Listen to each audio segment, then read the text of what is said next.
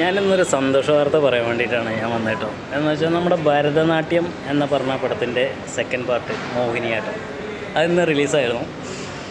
കണ്ടിട്ട് എൻ്റെ മക്കളെ ചിരിച്ചിട്ട് ഊപ്പാട ഇളകിപ്പോയി. അത്രയും നല്ല പടം. അപ്പോൾ നമ്മൾ പറയുന്ന സൈജി കുറുപ്പിൻ്റെ അറക്കൽ അബ്ബു എന്നുള്ളൊരു കഥാപാത്രത്തിൽ നിന്ന് നേരെ വന്ന് ചാടിയിരിക്കുകയാണ് ഇതിലോട്ട്. നല്ല ഒരു കോമഡി ഫണ്ണിൻ്റെ ഒരു പരിപാടിയാണ് വെച്ച് പിടിച്ചത്. പക്ഷേ അതിൽ ക്ലൈമാക്സ് ആയിക്കോട്ടെ, ക്ലൈമാക്സ് അടിപൊളിയാണ്. പിന്നെ ആ സീന് കൊടുത്തവരെല്ലാം പക്ക. പിന്നെ അതിൽ നമ്മുടെ പാട്ടൊക്കെ പാടിയ ആ ടീമും അവരൊക്കെ വന്നിട്ടുണ്ട്. അവനൊക്കെ പൊളിച്ചടിക്കിട്ടാണ് പോകണം. വില്ലൻ വേഷമൊക്കെ ചെയ്തവരെല്ലാവരും. നമ്മുടെ സുരാജേട്ടൻ്റെ ഒരു ഹാഫ് ആൻ അവർ എന്ന് പറഞ്ഞാൽ പടത്തിൻ്റെ പകുതി ആകുമ്പോൾ ഉള്ളൊരു സംഭവമുണ്ട്. ഫുൾ ടൈം ഉണ്ട്, പക്ഷെ പകുതി വരെ മൂപ്പര് തകർപ്പൻ പെർഫോമൻസാണ്. ഒരു രക്ഷയില്ല. പടം എല്ലാവരും മസ്റ്റ് തിയേറ്ററിൽ തന്നെ വാച്ച് ചെയ്യണേ. അപ്പോൾ ഞാൻ ഇതിനെ പറ്റിയിട്ട് കുറച്ച് കൂടുതൽ പറയാമെന്ന് വെച്ചാൽ പറയണമെന്നുണ്ട്. പക്ഷെ പടം നല്ല കിടുക്കാച്ച സാധനമാണ്.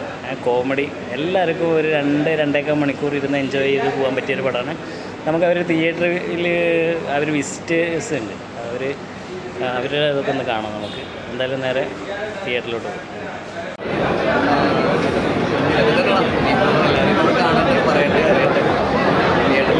എല്ലാവരും പോയി കാണാനുള്ള സിറ്റുവേഷൻ എല്ലാവർക്കും വീക്കെൻഡാണ്, വിഷുവിനാണ്.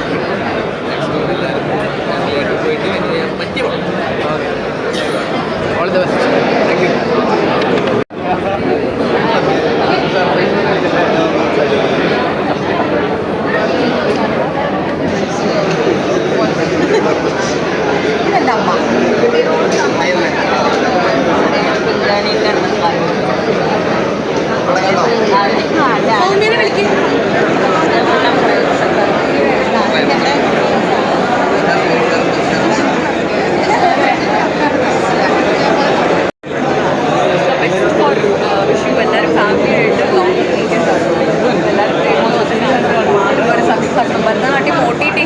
അതുപോലെ അല്ലാതെ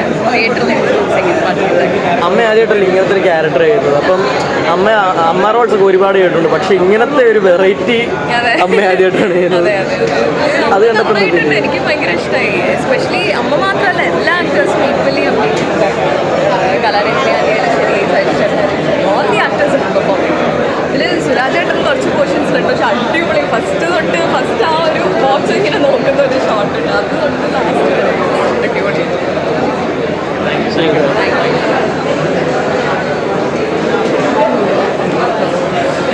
ഓഡിയൻസിനോട് ഇനി കാണാനിരിക്കുന്ന പ്രേക്ഷകരോട്